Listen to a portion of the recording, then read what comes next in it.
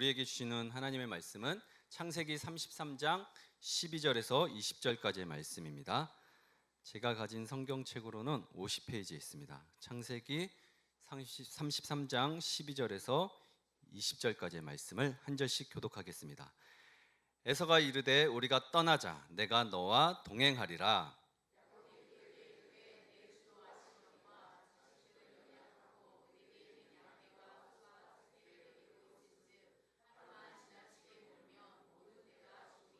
청하건대 내 주는 종보다 앞서 가소서. 나는 앞에 가는 가축과 자식들의 걸음대로 천천히 인도하여 세일로 가서 내 주께 나아가리이다.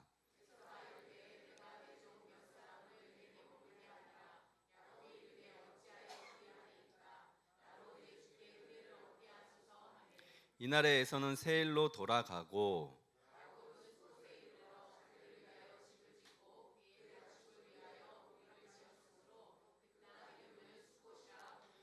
야곱이 밧단 아람에서부터 평안히 가나안 땅 세겜 성읍에 이르러 그 성읍 앞에 장막을 치고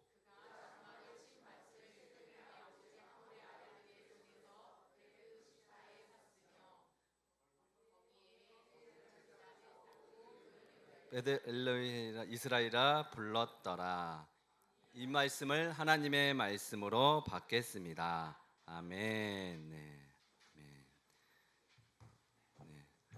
오늘도 반가운 얼굴들이 많이 보이시는데 우리 서로 환영의 인사, 축복의 인사 나누겠습니다. 당신은 소중한 사람입니다. 당신은 소중한 사람입니다. 네, 당신은 정말 귀하고 소중한 사람입니다. 네, 마음이 지금 콩밭에 가 계신 분들 많이 계신 것 같은데 이쪽으로 돌아오셔서 하나님의 말씀을 이제 받으시고 이제 심으셔야겠죠. 그래야지 우리가 또 나들이 가서도 즐거운 시간 보낼 수 있습니다. 오늘 처음 오신 분들도 있고 앞에 내용을 모르시는 분들도 계실 것 같아서 짧게 빨리 이야기하고 오늘 본문에 들어가도록 하겠습니다. 서로 기질과 성향이 다른 쌍둥이 두 형제의 이야기입니다. 근데 이 두 형제가 뱃속에서부터 서로 친하지 않아서 서로 치대고 많이 싸움과 갈등을 겪었어요. 그리고 태어나면서부터도 자라면서부터도 계속 사이가 별로 좋지 않았어요. 기질과 성격이 너무 달랐기 때문에 형에서는 이제 다혈질, 좀 몸도 크고 털도 많고 이렇게 몸으로 사는, 그리고 사냥을 좋아해서 사냥을 잘 해와서 아버지의 사랑을 많이 받는 사람이었고, 동생 야곱은 이제 좀 왜소하고 내성적이고 그럼에도 불구하고 이제 입은 제잘제잘하면 머리를 잘 쓰는 어머니의 치맛자락에서 자라고 이렇게 둘이 좀 나눠져 있었어요, 삶이. 그러던 중에 이제 야곱 동생이 이제 생각해 보게 됩니다. 만약에 이렇게 살다가 부모님이 이제 돌아가시고 나면 형 에서의 그 모든 권한 밑에서 되게 시달리며 살겠다 싶어가지고 형의 가지고 있는 장자의 명분을 좀 어떻게 좀 가져올 수 없을까 이렇게 머리를 굴리기 시작했어요. 그리고 엄마랑 또 의논을 해가지고 평생 형 밑에서 빌어먹고 살 바에는 네가 그걸 가지고 와라 이렇게 엄마랑 잘 의논해가지고 이제 그 장자의 명분을 어떻게 가져올까 하다가 이제 형이 사냥을 나간 사이에 동생은 열심히 뭘 쓰죠? 팥죽을 이렇게 써요. 그리고 허기진 인생이 이렇게 돌아와가지고 이제 팥죽 한 그릇에 형이 그 나의 장자의 명분을 네가 원하면 내 팥죽과 내 장자의 명분과 너의 팥죽과 이렇게 바꾸자고 이렇게 이야기를 해서 그게 뭐가 중요하다고 너 가져가라. 내 배만 채울 수 있다면 나는 그까짓 거 별로 중요하지 않고 관심도 없다. 그래서 이제 형이 동생에게 그걸 팔아버려요. 그리고 야곱은 그 장자의 명분을 이렇게 가슴에 담고 살다가 이제 아버지가 이제 노안이 오고 눈도 제대로 안 보이고 이제 돌아가실 때가 가까이 되자 아버지에게 이제 그 카드를 꺼내려고 하는데 이제 그 전에 이제 그런 모의가 있는지 걸리면 안 되니까 이제 형이 평소에 털이 많으니까 그것을 덮치덮치 형처럼 속이고 아버지 머리 밑에 이렇게 머리를 조아리고 이제 축복을 받아요. 장자의 명분을 이제 형의 것을 동생이 이렇게 가로챕니다. 이렇게 축복하고 나면 끝이에요. 이건 법적인 효력이 있어서 한번 이렇게 축복을 받고 나면 되돌릴 수가 없어요. 이제 형이 그것을 알고 나서 어떻게 하겠어요? 동생을 잡아 죽이려고 이제 막 동생을 찾아다닙니다. 그러니까 엄마 리브가가 동생 잡아 죽일까봐 야곱을 이제 하란, 자기 오라버니가 있는 하란 라반의 집으로 이렇게 피신을 시켜요. 잠깐 갔다가 형이 좀 진정이 되면 다시 돌아와서 살자고 그러는데 그 순간이 어머니와의 마지막 이별의 순간이에요. 다시 돌아오지 못하고 20년 동안 거기서 사랑에 빠져서 아이도 낳고 가축도 기르고 그렇게 살다가 다시 이제 브엘세바 자신의 고향으로 돌아오는데 거기에 누가 있죠? 형 에서가 있어요. 어떻게 하고 있어요? 양팔 벌려 맞이하고 있어요? 아니죠. 칼을 갈고 이를 갈고 죽이려고 하니까 이제 야곱이 야복강에서 먼저 가축들과 가족들을 먼저 보내요. 그리고 야복강에서 홀로 서는 시간을 갖습니다. 그리고 그 시간에 어떤 한 남자하고 이제 씨름을 하게 돼요.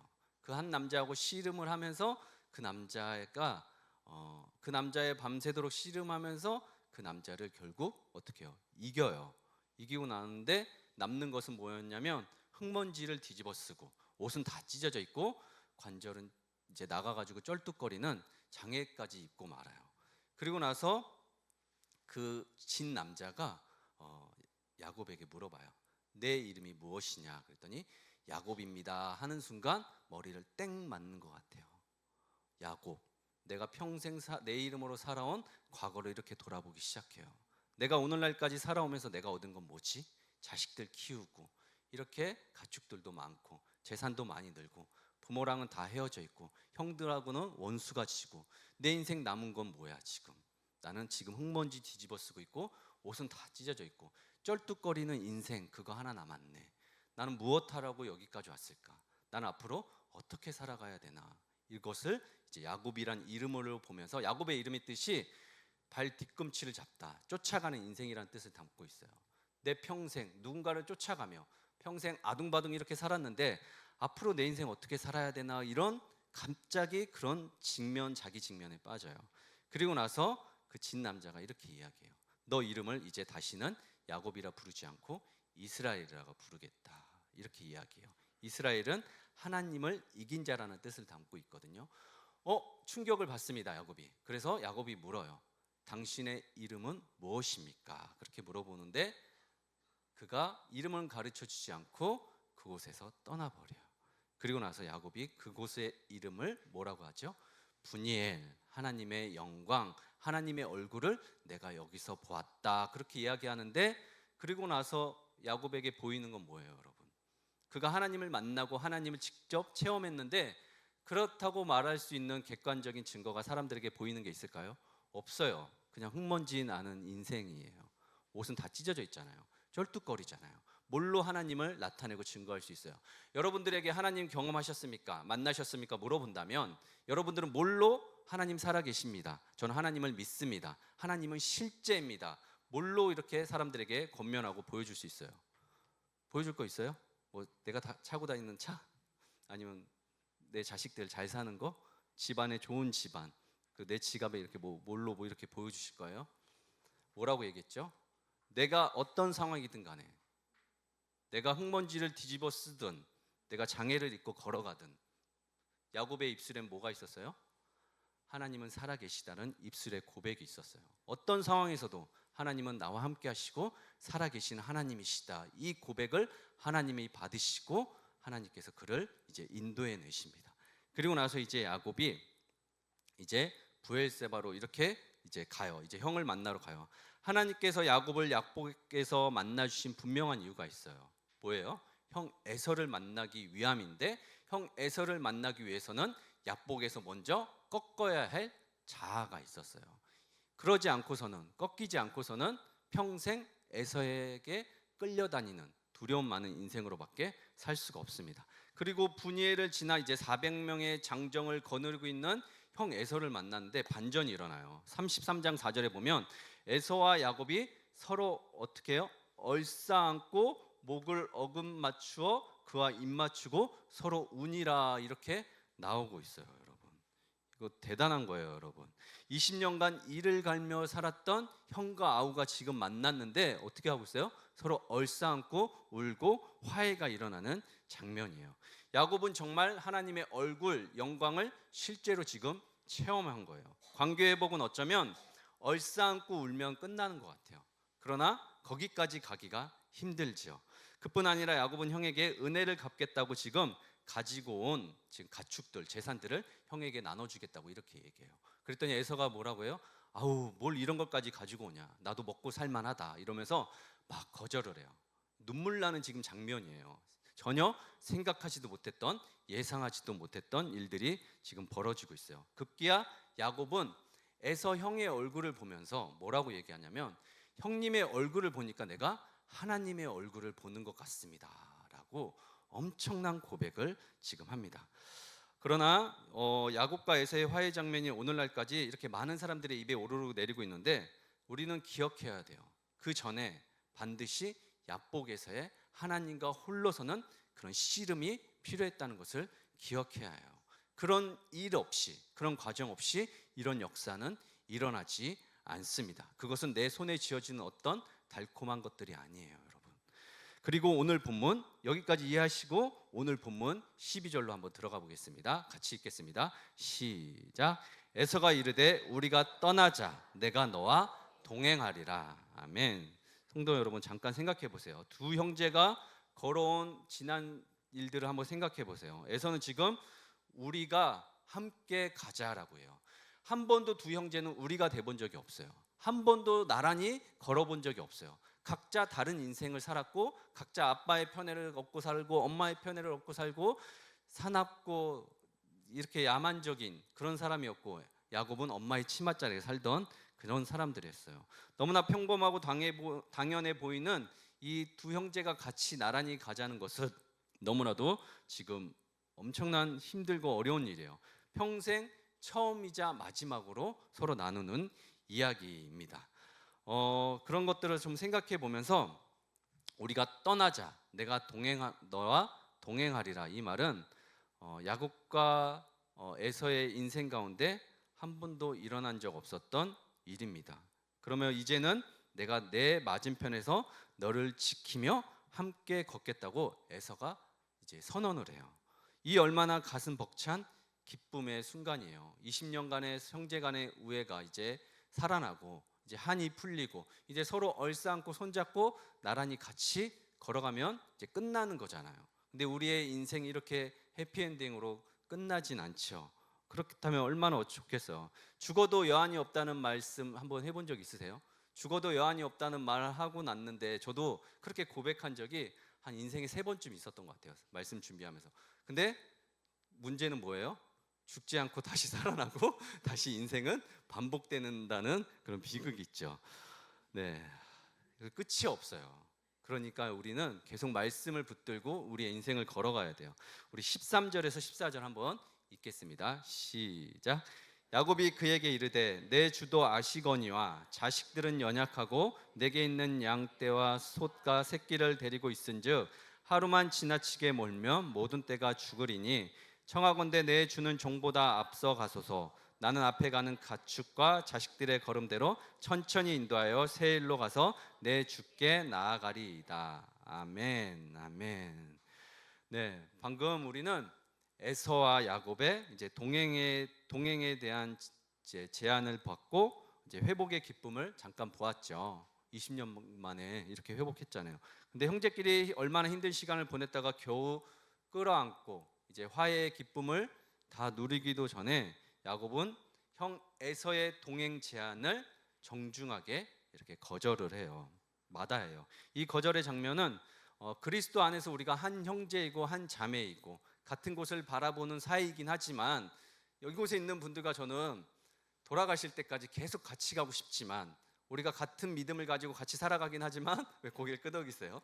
언젠가는 우리가 또 다른 길로 가고 헤어질 날이 올 수도 있잖아요. 근데 그게 인간의 같이 살아가는 인생에서 또 이별을 할 수밖에 없는 실존적인 아픔을 지금 이야기하고 있는데, 그러나 이 슬픈 고백 속에는 약복강을 건너며 완전히 뒤집어진 야곱의 정말 소름 돋는 영적인 변화 3가지가 있어요. 이것을 잘 보셔야 됩니다. 첫 번째는 우선 호칭의 변화가 있어요. 우리 13절 14절에 보시면 지금 야곱은 형 에서에게 반복적으로 뭐라고 하고 있어요? 주라고 하고 있어요. 아도니 주여. 그리고 자신은 뭐라고 표현하고 있어요? 종이라고 지금 표현하고 있어요. 이게 신학적으로 너무 중요하고 엄청난 일이거든요. 이걸 이해하시고 삶에서 반드시 적용해야 돼요. 우리 성경 공부하는 거 아니니까. 20년 전으로 한번 돌아가 보겠습니다. 창세기 27장 29절에 만민이 너를 섬기고 열국이 내게 굴복하리니 내가 형제들의 주가 되고 내 어머니의 아들들이 내게 굴복하며 너를 저주하는 자는 저주를 받고 너를 축복하는 자는 복을 받기를 원하노라. 아멘. 저 말을 누가 했어요? 이삭이 누구에게 했어요? 아들 에서에게 할 거를 지금 야곱에게 한 거예요. 야곱이 아버지한테 안수받을 때, 축복을 받을 때, 이제 장자의 명분을 얻을 때 야곱이 받은 거예요. 아버지 이삭이 야곱에게 간절히 축복할 때 이렇게 지금 기도했어요. 잘 들어보세요. 그러나 이 축복은 누가 받아야 될 축복이었죠? 에서가 받아야 될 축복이었어요. 근데 야곱이 어떻게 했어요? 자기 머리 좋은 줄 알고 얍삽하게 잘 머리 굴러서 형의 약점을 노려서 그 장자의 축복을 가로챘잖아요. 빼앗은 거잖아요. 사실 속인 거잖아요. 형이 받아야 될 건데 이렇게 귀하고 소중한 걸 알면 형이 좀 떨어지긴 해도 그래도 형이 받을 수 있게끔 야곱이 이렇게 챙겨줬어야 되는데 어떻게 했어요? 자기가 가로챘어요. 근데 지난주에 야곱이 약복을 건너면서 자신과의 씨름 후에 회심하고 나서 하나님의 얼굴 영광을 보니까 이런 건 중요하지 않은 거예요. 그리고 자신을 돌아보게 됐어요. 내가 형이 받아야 될 장자의 명분을 내가 가르친 거지, 뺏은 거지, 정당한 게 아니구나 하고 지금 다시 형에게 돌려주는 거예요. 형, 사실은 내가 형의 종입니다. 형은 나의 주인입니다. 원래 그랬어야 돼요. 근데 내가 형님을 속이고 여기까지 왔습니다 하고 지금 되돌려주고 있습니다. 자기가 쟁취하려 했던 그 주인의 자리를 지금 야곱이 기꺼이 포기하고 있는 거예요. 약복에서 씨름 이후에 형님이 나의 주인이십니다 이렇게 하는 거예요. 이게 이 장자의 명분이 중요하지 않아서가 아니에요. 너무나도 숭고하고 중요한 장자권인데 제가 얘기했죠. 우리 모두는 영적인 장자권을 가지고 많은 사람들을 축복하고 하나님의 말씀을 전해야 된다고 이렇게 얘기했잖아요. 어떻게 해서든 영적인 장자권을 우리 모두가 가져야 합니다. 지금 야곱은 내가 스스로 높아지려고 발버둥 치며 살았잖아요. 남의 뒤꿈치를 따라다니면서. 근데 하나님이 지난주에 나를 이스라엘로 인정해 주시고 세워주시는 경험들을 하고 나니까 영적인 자존감이 확 올라간 거예요. 그러니까 어떤 신분이나 명분은 그런 거는 중요하지 않아요. 그냥 하나님이 나와 함께 하시고 하나님이 나만 인정해 주신다면 나는 그런 거는 필요가 없다는 거. 그리고 내가 불이하게 얻은 모든 것들은 다 지금 다시 돌려놓겠다고 지금 선언하는 진짜 영적인 장자가 되었어요. 그리고 나서 지금 기꺼이 자신을 종으로 낮출 수 있는 진짜 분야의 사람이 된 거예요. 사랑하는 여러분, 하나님을 인격적으로 실제로 경험한 사람들은 자리에 연연하지 않습니다. 어떤 무언가를 찾기 위해서 함부로 수를 쓰지 않아요. 왜냐하면 하나님께서 나를 인정하시고 나를 사랑하시고 나와 함께 하시는데 어떤 그런 자리로 인해서 내가 하나님을 만난다는 생각 하지 않아요. 주변에 회심하고 나서 자신이 얻은 합법적이지 않은 불의한 방법으로 그 자리에 올라가서 내가 이제 그 자리를 내려오겠습니다 하는 사람 있으면 저 좀 소개시켜 주세요. 그때는 그때고 지금은 지금이잖아요. 다 그러고 살지 않나요? 다 눈 가리고 아웅하고 어떻게든 그 자리까지 올라가려고 뭐 도덕 윤리는 상관이 없죠. 손바닥으로 하늘을 가리고 어떻게 해서든 당선만 되면 어떻게든 그 자리만 올라간다면 다시 그 자리 가서 또 회개하고 기도하면 되지 하면서 어떻게든 목적을 향해서 방법을 날카롭게 사용하면서 그 자리에 오르려고 하지, 회심했다고 해서 내가 미쳤나 봐, 내가 잘못했나 봐, 이건 내 자리가 아니지 하고 내려온 사람이 어디 있겠냐고요. 만약에 그런 사람이 있으면 저를 소개시켜 주세요. 한번 올라간 그 자리는 내려오는 게 불가능해요. 그걸 얻은 사람들은. 근데 딱 두 가지가 있어요. 그 자리에 내려올 수 있는 방법 기억하세요. 내 자리가 아니면 빨리 걸리는 게 나아요. 걸리면 그 자리에 내려올 수 있어요. 사람들이 알면. 두 번째는 하나님을 야곱처럼 인격적으로 대면한 사람들, 내 환도뼈가 꺾인 사람들, 옷이 찢어져 본 경험을 한 사람들은 그 자리에서 내려올 수 있습니다. 그래서 진짜 하나님을 만나야 돼요. 애매하게 말고 예배 한번 드린 걸로 말고 정말 하나님을 경험하셔야지만 내가 불법적으로 얻은 그 자리를 내려올 수가 있습니다. 저도 이 시간에 그래서 한번 고백해 보려고 해요. 사랑하는 여러분, 저는 죄인이에요. 죄인임에도 불구하고 하나님께서 나의 모든 수치와 허물을 가려주시고 하나님께서 나를 의인이라 불러주셨기 때문에 죄인임에도 불구하고 여러분들 앞에 서서 하나님의 말씀을 대언할 수가 있습니다. 하나님이 저를 가려주신 거예요. 저는 지난주 한 주간에 목사로서 너무 처절하게 힘든 시간을 경험했어요. 제 안에 사랑이 없음을 너무 발견하고 이것 때문에 너무 괴로워했습니다. 저의 목회의 교회론에 대한 정의는 담당 목사는, 그러니까 설교를 하는 담임 목사는 어떻게 해야 되냐면 이 계시의 말씀을 잘 전하는 것이 담임 목사, 설교를 하는 설교자의 덕목이라고 생각했어요. 그러나 하나님께서 저에게 지난 한 주간 가르쳐 주신 거는 그러니까 설교를 잘하는 사람이 이 자리에 선다고 생각했는데 그게 아닌 것 같아요. 어떤 사람이 이 자리에 서야 되냐면 정말 이곳에 앉아있는 한 사람 한 사람들이 어떤 모양이든 어떤 삶을 살든 나에게 어떻게 대하든 간에 사랑할 수 있는지 없는지가 이 자리에 서고 안 서고가 중요하게 되겠다, 그런 생각이 들더라고요. 설교를 잘하는 게 중요한 게 아니라 얼마나 많은 사람들을 내가 품고 사랑할 수가 있을까. 그러면서 하나님, 저는 하나님이 가지고 있는 그 사랑이 저에게 없음을 고백하고 인정합니다. 하나님은 돌을 맞아도 침을 뱉어도 하나님을 부인해도 그 사람들을 다 품고 사랑하셨지만 저에게는 그런 사랑이 없습니다. 저를 좋아해 주는 사람, 관심 없는 사람들까지는 사랑할 수가 있겠어요. 그러나 저를 부인하고 거절하는 사람들까지 제가 품고 사랑할 수 있는 마음은 없습니다라고 처절하게 고백하며 지난 한 주간을 보내게 되었습니다. 그러면서 하나님 앞에 기도했어요. 하나님, 내가 그럴 수 있는 마음을 허락해 주십시오. 만약에 그러지 못하면 이 자리에 서는 게 의미가 없을 것 같습니다. 기도하고 있어요. 야곱의 동행 거절 두 번째 사유입니다. 야곱의 시선이 지금 변화가 되었어요. 야곱은 누구만 보고 살았냐면 지금까지 자신만 보고 살았어요. 자기가 우상이 되고 자기가 신이 되어서 자기의 안위를 위해서만 살았어요. 근데 지금 야곱이 뭐라고 하고 있어요? 왜 지금 에서와 동행할 수 없다고 해요? 처자식이 있습니다. 가축들이 어립니다. 지금 14절에 보면 어디로 가야 되죠? 지금 세일로 가야 되는데 세일길은요, 여러분, 에돔 땅을 말하는데 험한 산이에요.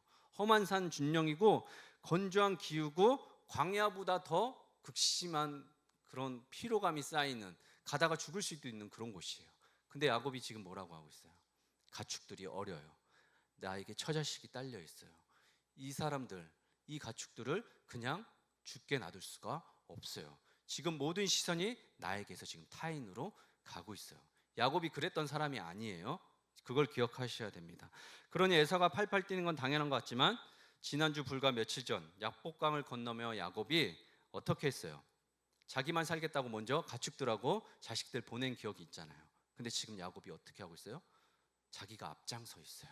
그들을 지키고 보호하겠다고 그러고 있어요. 여러분, 가족을 자기 목숨을 지키는 방패막이를 썼던 것에 지금 회개하고 돌이키고 있는 거예요. 하나님을 대면하고 환도뼈가 꺾이고 나니까 그의 삶이 완전히 달라졌어요. 나보다 중요한 게 뭐예요, 여러분? 타인이에요. 나와 같이 있는 나의 자녀들, 함께하는 공동체. 더 기가 막힌 건 33장 3절을 보니까 그는 자기는 그들 앞에서 나아가 되라고 그렇게 기록하고 있어요. 앞장서서 가요. 내가 먼저 죽겠다. 무슨 일 있으면 내가 먼저 당하겠다. 그러면서 보호하면서 가고 있는 거예요. 지금 섬세한 마음으로 연약한 처자식들과 가축들을 보호하고 있어요.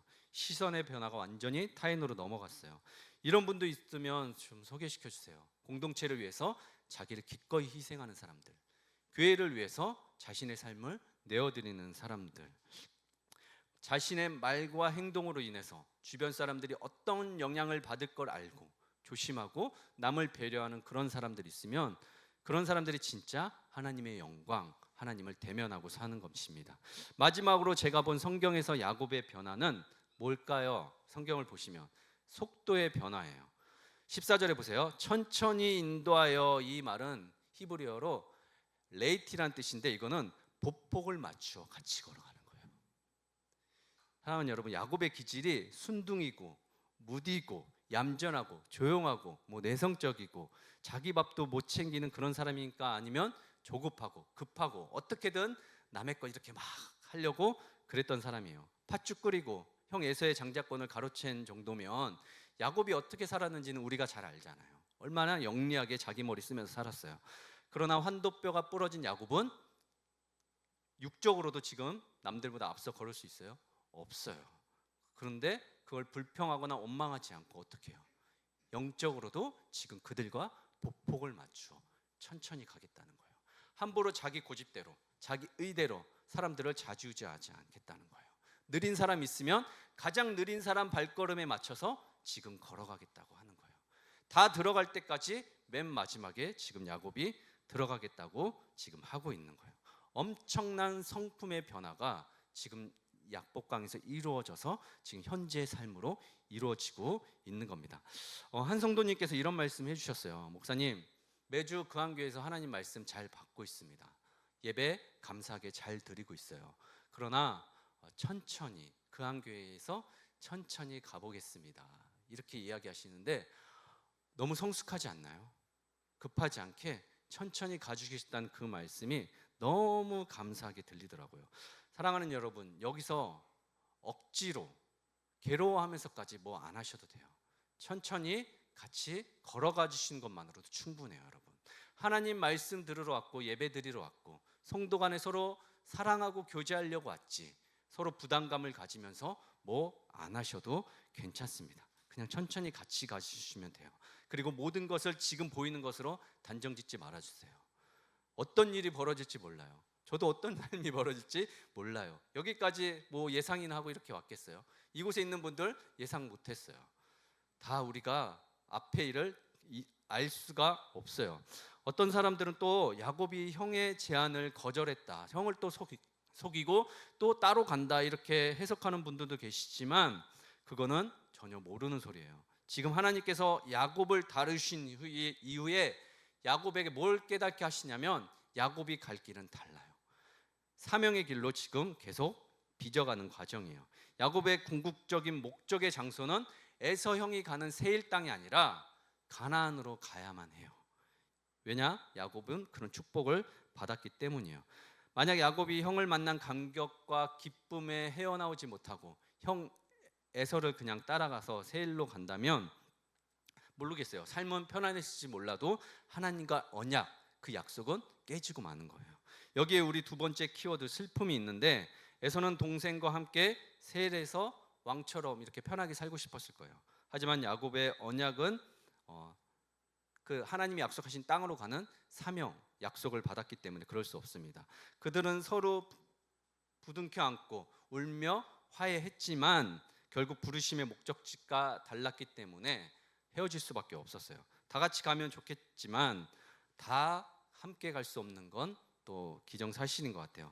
제가 이곳 크로스로드 예배실로 오면서 가장 많이 보는 환경은 어쨌든 라페스타 중심권에 있다 보니까 이렇게 산책을 하거나 걸어 다니다 보면 주변 상가들, 여기에 제일 많은 이 도시에, 이 땅에 제일 많은 분들이 누구일까요? 사장님들이 제일 많이 계시죠. 상가들이 제일 많이 있으니까. 근데 이렇게 걸어가다 보면 임대문이 붙여 있는 간판들이 많이 있어요. 비어 있는 가게들이 너무 많아요. 그리고 밖에 사장님들이 의자 하나 꺼내놓고 앉아 계세요. 무엇을 기다릴까요? 손님을 기다려요. 사람을 기다려요. 그러면 생각했어요. 제가 말씀드렸나요? 저 사실은 20년 전에 저도 여기서 사업자를 내고 자영업을 했던 사장님이었어요. 20대 초반에. 이제 만몬신에 쫓겨 살면서 빨리 돈 벌고 이놈의 집을 떠나서 잘 살아야지, 그런 생각에 박혀 있어서 20년 전에는 이곳에 살았던 분은 아실지 모르겠지만 20년 전에는 이러지 않았어요. 비어있는 가게가 없었습니다. 주말 이틀만 장사 잘해도 5일은 먹고 살 정도로 사람들은 엄청 북적이었어요. 그곳에 제가 진출을 해서 잘 한번 살아보겠다고 이렇게 그랬던 적이 있었는데 지금은 많이 이렇게 사람들이 없어졌더라고요. 이렇게 돌아다니며 보면서 사람을 기다리는 곳이 참 많이 있다, 그런 생각이 들어요. 자영업자분들은 손님을 기다리고, 교회는 성도님들을 기다리고, 뭐 공연, 문화 이런 곳에서는 관객들을 기다리고, 끊임없이 사람을 기다리고 헤어지고 또 각자 다른 길로 가고, 이게 우리의 인생이 아닌가, 그런 생각이 들더라고요. 우리의 인생은, 목회와 신앙의 여정은 결국 끊임없이 계속 누군가를 맞이하고 또 떠나보내고 또 다른 길로 가고, 그런 연속인 것 같아요. 사람이 오면 기쁘고 떠나면 조금 속상하고 슬프고, 곁에 있던 사람이 이제 더 가까운 사람이 떠나면 가슴 한편이 무너지는 것이 우리의 연약한 현실인 것 같아요. 그러면서 나는 언제까지 사람들이 이렇게 기다리며 마음을 쓸어내려야 할까 질문하게 되다가 우리 주님이 바로 떠오르더라고요. 주님은 얼마나 많은 사람들을 기다리셨을까? 그리고 얼마나 많은 사람들을, 사랑하는 사람들을 떠나보내셨을까? 자기는 그렇게 사랑한다고 목숨까지 내어주는데 그 말 알아듣지 못하고 다른 신을 쫓아 떠나가는 그들의 뒷모습을 보면서 우리 주님은 얼마나 더 마음 아프셨을까, 그런 생각이 들면서 야곱과 에서처럼 서로 사랑하고 용서했지만 방향이 다르면 이렇게 떠날 수 있다는 것을 알게 되면서 떠나간 이들을 위해서는 제가 권면드리고 싶은 게, 그 뒷모습을 보면서 아파하고 원망하기보다 그 뒷모습을 보면서 그 사람의 길을 축복해 주십시오. 그 사람을 위해서가 아니에요, 여러분. 제가 그 사람들을 위해서 지금 얘기하겠어요? 이곳에 앉아 있는 여러분들을 위해서, 이 말씀을 듣는 사람들을 위해서 얘기하는 거예요. 떠나가는 그 사람들 원망하거나 미워하거나 그러지 마시고 축복해 주세요. 그리고 나를 보면서는 자기 연민에 빠지지 마세요. 내 잘못이 아니에요. 내 탓이 아니에요. 길이 다른 거예요. 하나님이 인도하시는 방향이 다른 거니까 나를 탓하거나 원망하거나 이렇게 아파하지 마시고 떠나보낸 사람 축복하시고 자기 연민에 빠지시면 안 됩니다. 하나님과 대면하세요. 그럼 기쁨, 슬픔 뒤에 아름다운 마음을 가질 수가 있어요. 우리 15절에서 17절 말씀 읽겠습니다. 시작. 에서가 이르되 내가 내 종 몇 사람을 내게 머물게 하리라. 야곱이 이르되 어찌하여 그리하리이까? 나로 내 주께 은혜를 얻게 하소서 하매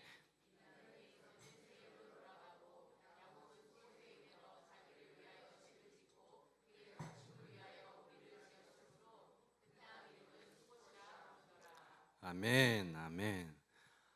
네, 오늘 본문 15절에서 17절은 이제 화해 장면도 끝나고 이제 서로 떠나 보내고 나서 이제 다가온 각자의 삶의 현실을 보여줘요. 에서는 끝까지 동생을 품고 싶었어요. 그래서 내 종도 보내주고 보디가드도 보내주겠다. 네가 힘들어서 못 따라오는 거면 내가 사람을 붙여줄게 라면서 계속 설득해요.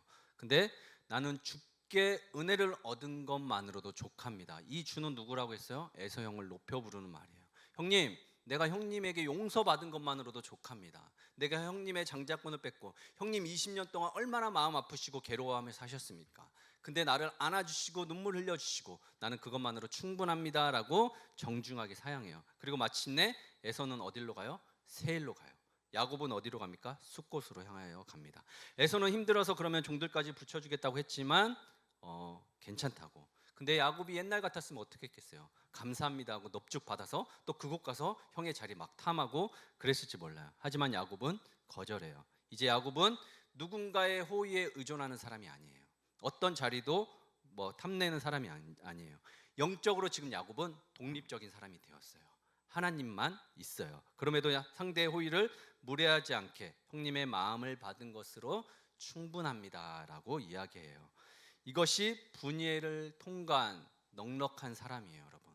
그런 사람들이 있는지 잘 보셔요. 세일은 힘과 정복의 땅이에요. 그럼에도 이제 결국 두 사람은 다른 길로 가잖아요. 성경은 두 사람을 이제 대조해요. 제가 말씀드렸죠. 사람을 이렇게 대조하거나 환경을 대조하면서 성경이 우리에게 말을 걸어올 때가 많아요.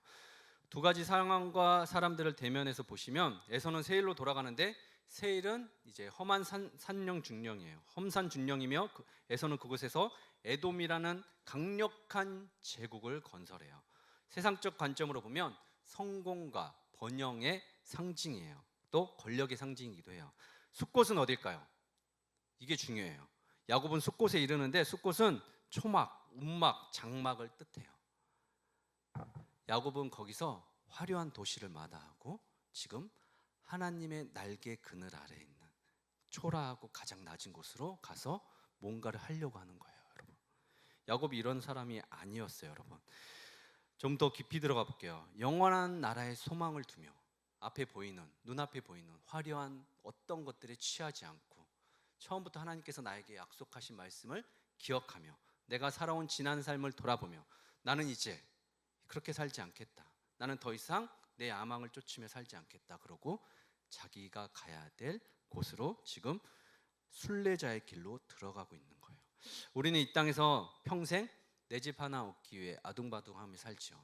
남겨진 자식들에게 무언가를 물려주는 것이 부모의 역할이라고 생각하고 평생 모아두고 쌓아두고 살죠. 그러다가 언제까지 그렇게 살아요? 언제까지 일하고 사시냐면 저희 가족들도 보니까 아플 때까지, 병들 때까지, 힘 없어질 때까지 그렇게 아둥바둥하고 살아요.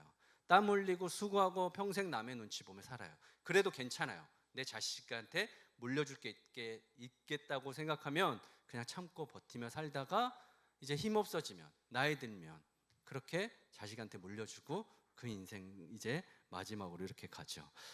그걸 정죄하려는 말이 아닙니다, 여러분. 그리고 게으르게 하늘만 바라보고 살라는 말도 아니에요, 여러분. 여러분, 그렇게 아둥바둥 힘들게 살아도 언젠가 우리는 흙먼지 뒤집어 쓰고 옷은 찢겨지고 쩔뚝거리는 인생이라는 것을 마지막에 가서 직면하게 돼요. 우리가 살아야 할 곳은 세일 땅이 아니라 하나님이 약속하신, 우리 전부 다 여기에서 하늘 스카이 라운지에 분양받은 사람들 아니에요? 맞지? 아멘이시죠? 우리 더 나은 본향을 바라보며 이 자리에 있는 사람들이잖아요, 여러분. 이곳에서는 비교도 할 수 없을 만큼의 영원한 나라, 하나님의 나라가 예비되어 있는 걸 실제로 아는 사람들은 그 분양받은 땅에 가고 싶어서, 언제 나 그곳에 가지? 이제 30년 남았나? 50년 남았나? 그걸 기대하며 소망하며 살 거 아니에요. 이 땅에서 그것들 취하려고 사람들 아프게 하고 빼앗고 그렇게 아둥바둥하며 살지 마세요. 하나님의 생명책에 다 기록되어 있습니다. 한 번씩 하늘을 쳐다보며 사세요. 이것이 내가 평생 영원히 살 내 땅이 아니라는 자각, 그리고 내 손에 움켜진 모든 것들을 내가 죽어서도 갖고 가지 않을 거라는 인생의 자각들을 하시면서 사세요.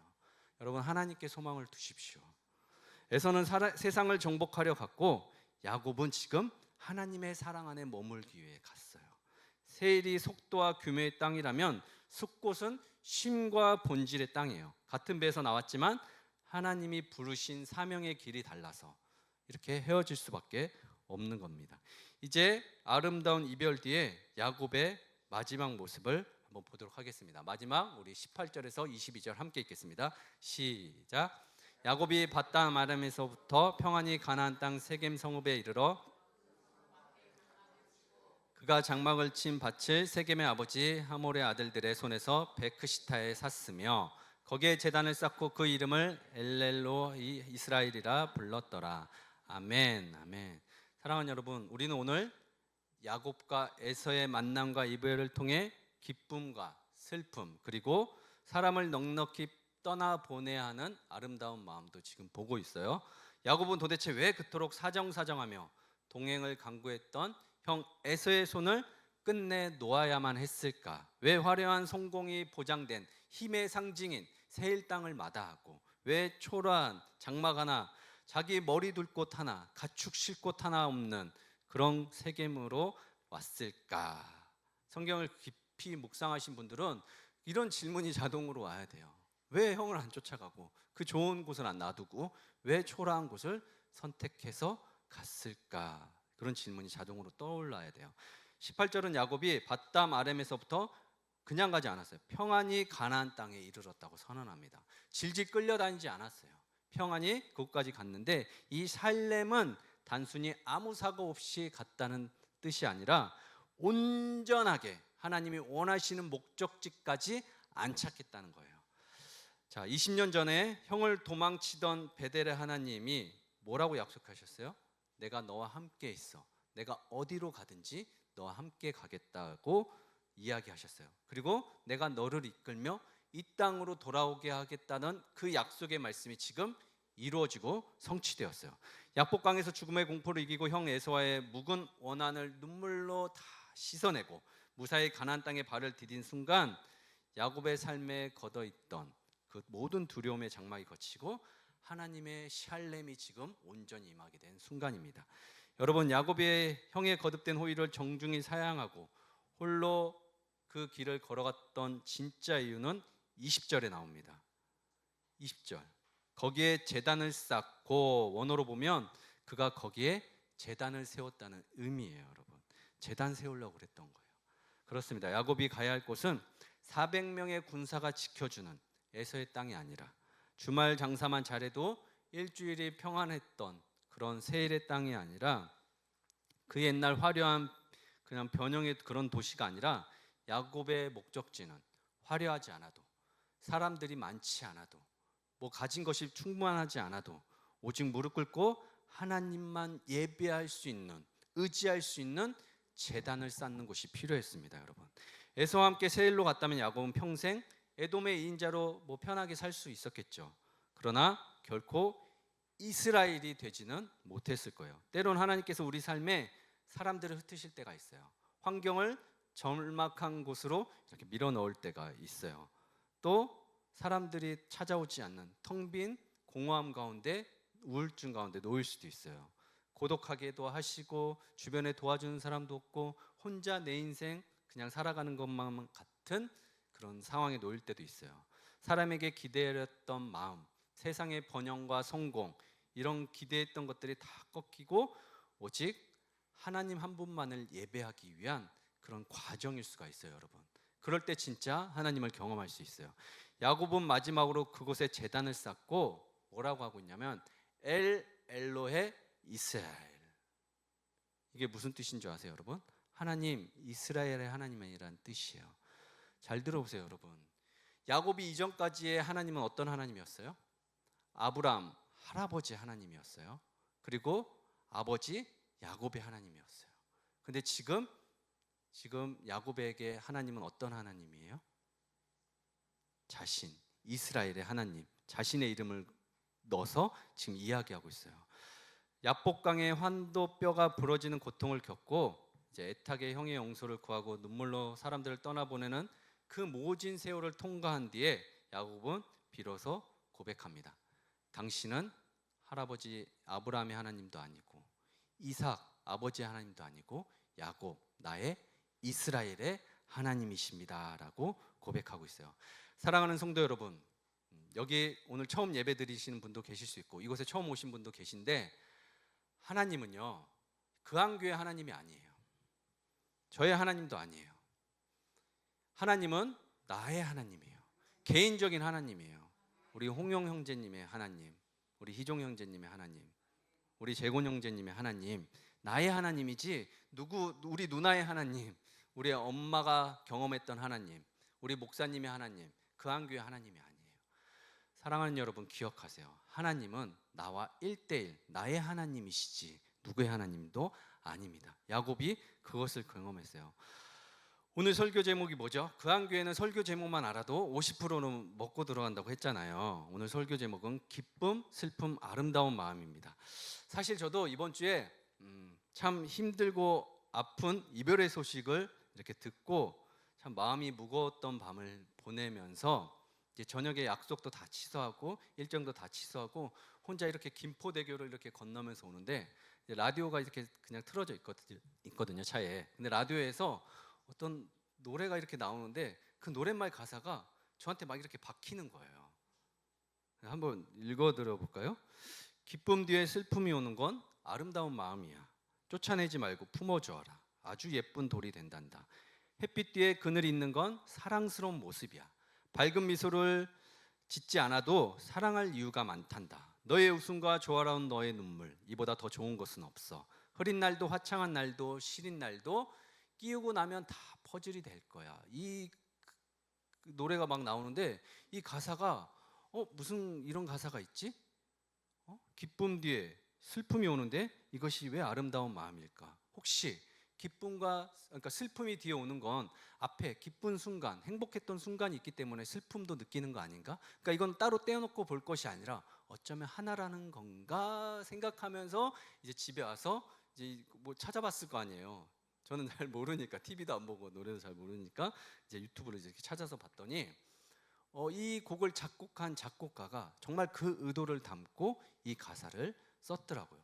그러면서 이 노래를 쓰고 불러오게 됐던 게 누구 때문이냐면 자기 동생이 우울증에 빠져 있던 거예요. 오빠가 이제 군대 간 사이에 우울증에 빠져서 막 살도 많이 찌고 삶이 무기력하고 힘든 시간들을 보내고 나서 동생을 구출해내겠다 해서 너 그 지금 슬픈 거, 너 지금 괴로운 거 그게 전부가 아니야.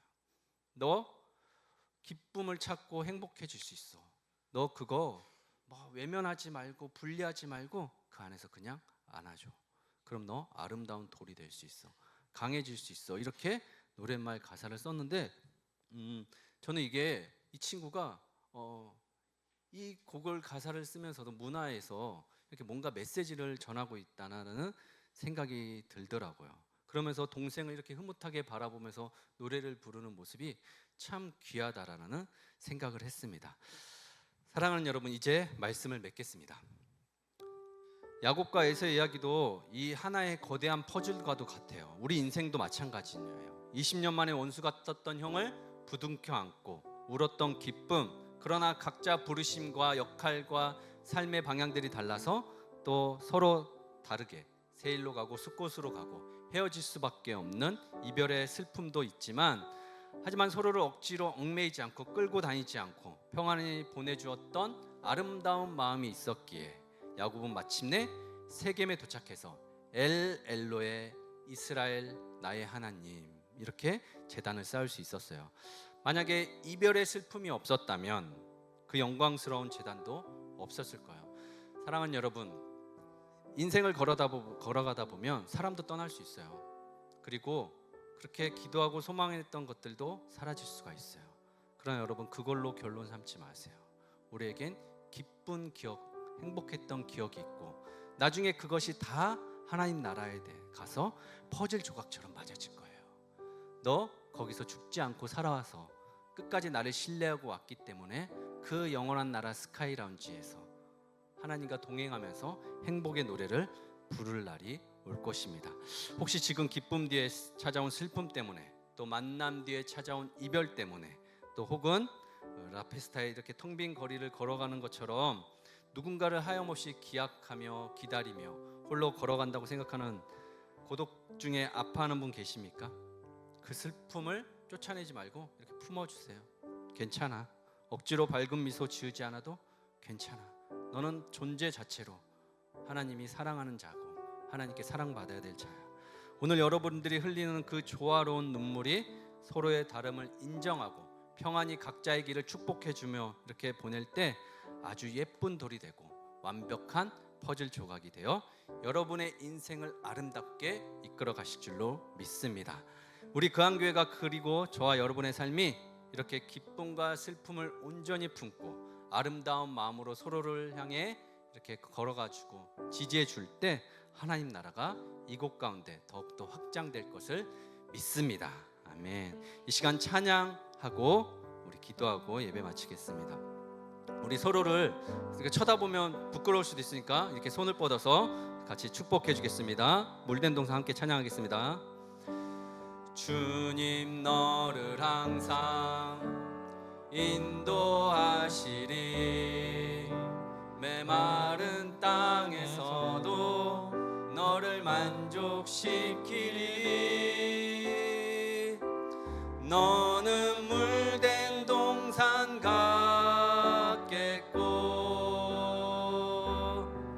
마르지 않는 샘 같으리. 너는 물된 동산 같겠고 마르지 않는 샘 같으리. 나를 이렇게 가슴에 손을, 나를 좀 안아주세요. 주님 나를 항상 인도하시리, 메마른 땅에서도 나를 만족시키리. 나는 물된 동산 같겠고 마르지 않는 샘 같으리. 나는 물된 동산 같겠고 마르지 않는 샘 같으리. 이 시간 같이 기도하겠습니다. 살아계신 하나님 아버지, 오늘 야곱과 에서의 만남과 엇갈림을 통해 우리 인생에 찾아오는 기쁨과 슬픔, 그리고 그것을 온전히 품어내는 아름다운 마음을 가르쳐 주시니 너무 고맙고 감사합니다. 하나님, 우리는 때로 영원할 것 같았던 만남 뒤에 찾아오는 이별 때문에 아파하고 애타게 기다려도 채워지지 않는 텅 빈 거리와 같은 삶의 고독 앞에서 눈물 흘리며 밤을 지새울 때가 많습니다. 그러나 기쁨 뒤에 찾아오는 슬픔도 햇빛 뒤에 들이오는 그늘도 결국은 우리의 인생을 가장 온전하게 빚어가시는 주님의 손길임을 고백합니다. 흐린 날도 있을 수 있고 화창한 날도 있을 수 있고 시린 날도 모두 주님 안에서 맞춰져 갈 완벽한 퍼즐 조각임을 믿습니다. 바라옵건대 주님, 우리 그한교회 성도들이 억지로 세상의 속도에 맞추려 하거나 헛된 세일의 번영을 쫓아 헤매지 않게 하여 주옵소서. 내 곁에 떠나가는 사람들을 원망 없이 평안하게 축복하며 보낼 수 있는 넉넉함도 허락하여 주시고 각자에게 허락된 삶의 자리에서 조용히 엘 엘로의 이스라엘, 나의 하나님 제단을 쌓아가는 참된 예배자가 되게 하여 주옵소서.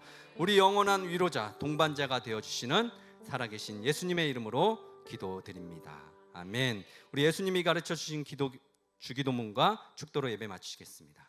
하늘에 계신 우리 아버지, 아버지의 이름을 거룩하게 하시며 아버지의 나라가 오게 하시며 아버지의 뜻이 하늘에서와 같이 땅에서도 이루어지게 하소서. 오늘 우리에게 일용할 양식을 주시고 우리가 우리에게 잘못한 사람을 용서하여 준 것 같이 우리 죄를 용서하여 주시고 우리를 시험에 빠지지 않게 하시고 악에서 구하소서. 나라와 권능과 영광이 영원히 아버지의 것입니다. 아멘. 이제는 우리 주 예수 그리스도의 은혜와 하나님의 크신 사랑과 성령님의 위로, 감동, 교통, 충만하심이 세상의 속도를 부러워하지 않고 묵묵히 나만의 제단을 쌓으며 나의 하나님을 부르기로 결단하는 이 자리에 모인 모든 성도님들 위해, 오늘 처음 이 자리에 모인 성도님 위해, 그 가정과 일터와 삶 위에 지금부터 영원토록 함께 하시기를 간절히 축원하옵나이다. 아멘.